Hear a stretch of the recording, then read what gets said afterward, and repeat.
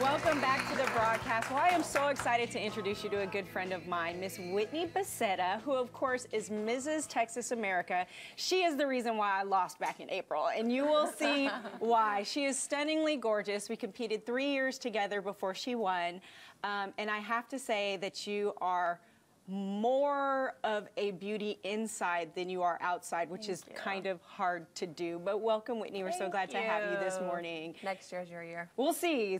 Seventh time will be the charm, maybe. But we'll see. So tell me what the experience was like for you. So exciting. It's all kind of a big blur. I can't wait to see the video and see how it went. But on stage is so exciting, nerve-wracking, but it's all worth it. It was wonderful. But it was your year. I mean, you won bathing suit, evening gown, interview. Which is which was so awesome. I mean, you obviously connected with the judges, but what's it like competing with these other women who are married, who have careers? What's the experience like? It's intimidating. We're there for a whole weekend, and you fall in love with everybody, all these wonderful women. It could be any of us. So it was nerve-wracking for sure.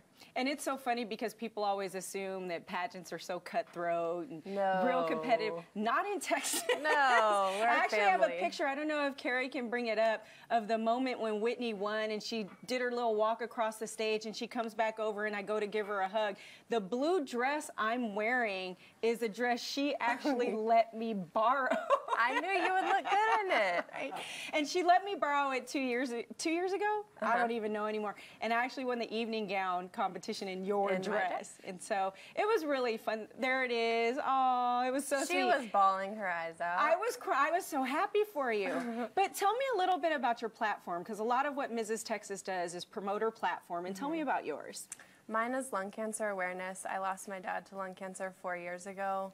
So it's near and dear to my heart. And I'm so honored that American Lung Association asked me to speak at their luncheon later this month. So what sort of things do you want people to know about this to make sure that they're protecting themselves from lung cancer?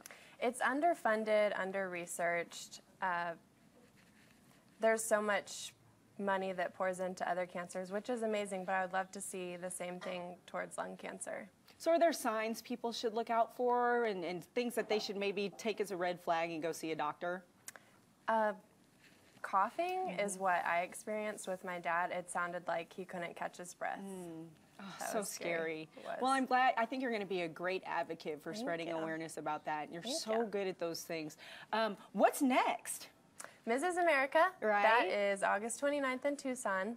So people don't realize there's like a national pageant. There are winners from every state who come to compete, right? 51 of us, and then the winner competes at Mrs. World. That's crazy. And of course, the girl who won last year, whose name is Austin Williams, who won Mrs. Texas last year, went on to win Mrs. America. So hopefully Texas will get a repeat this year. No pressure. No pressure at all. But no, seriously, you know I love you to death, and I'm so excited for you, and I know nothing but good things coming your way.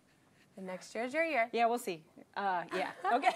So up next on the broadcast, we are headed over to the kitchen to get started on some quesadillas. Ain't nobody got a problem with that. Come on back.